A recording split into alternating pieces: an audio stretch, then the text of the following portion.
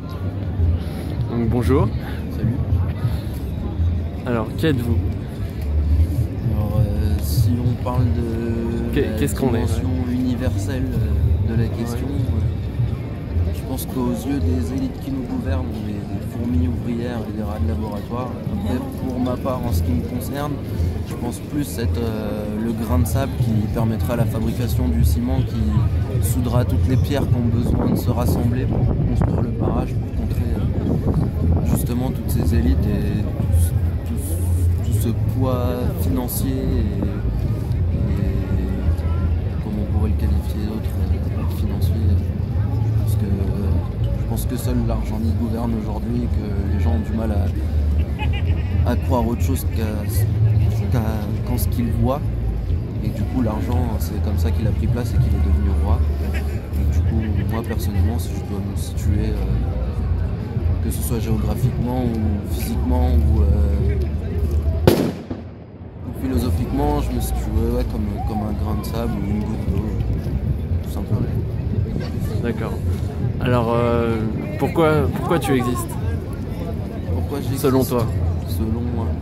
Pourquoi on existe en général? Pour créer, pour partager, pour surtout, comme beaucoup d'aînés ont pu m'apprendre, surtout défendre nos positions, C'est une bonne réponse. défendre et conserver ce qu'on nous a légué, surtout, sans être forcément conservateur, nationaliste, etc.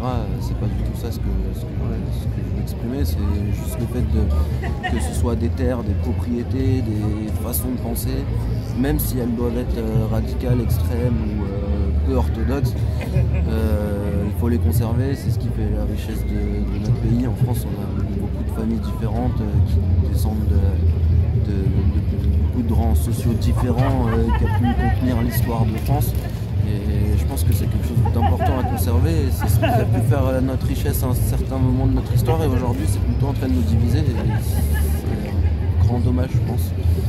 Et même en partageant des idées assez anarchistes, assez libertaires et anticonformistes, je pense qu'on peut quand même se rattacher à une certaine tradition. On peut quand même comprendre le fait de pouvoir conserver certaines valeurs et conserver ce qu'on nous a légué, parce que on pourra dire ce qu'on voudra, mais l'envie de résister, l'envie d'aller de l'avant et de faire évoluer notre société, ça vient de nos aînés, ça vient de tout ce que nos grands-parents et aînés ont pu entreprendre dans leur vie et ce pourquoi ils ont pu se battre tout au long de leur vie.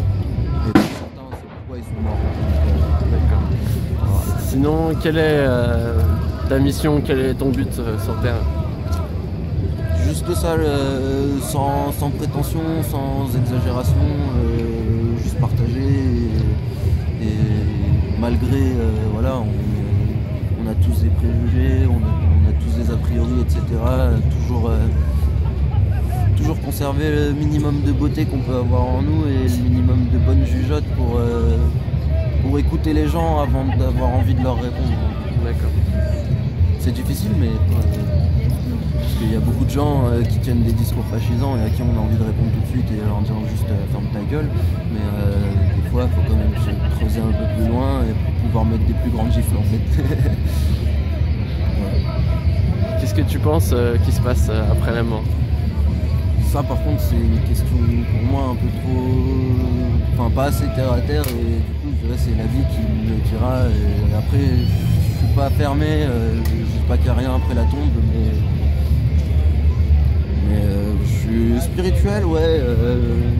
Penser qu'il y a des gens qui sont d'une partie qui peuvent me protéger aujourd'hui, ouais. Plus une énergie qu'une âme ou quelque chose, une énergie, quelque chose de scientifique. Ouais. Mais ça existe, quelque chose qui nous dépasse mais qui est scientifique. D'accord. Sinon, qu'est-ce que tu penses de notre action? À partir du moment où on vient prêcher l'opinion de chacun, etc., peu importe le but visé, peu importe ce qui va en être tiré de ce que je peux vouloir dire, j'ai dit ce que j'avais à dire, vous l'avez entendu, peu importe ce qui est retranscrit, moi j'en ai rien à foutre, je suis juste là pour dire ce que j'ai envie de dire.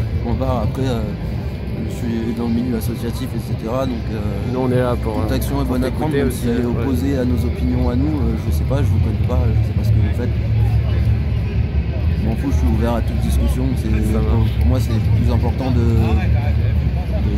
converser, de discuter, de dialoguer avec des gens qui sont justement en opposition avec nos positions, pour justement que le dialogue il soit un peu plus élevé que si on était systématiquement d'accord sur tout, où là le dialogue il stagnerait, c'est pas forcément intéressant, il y a de la lutte mais c'est pas perpétuel.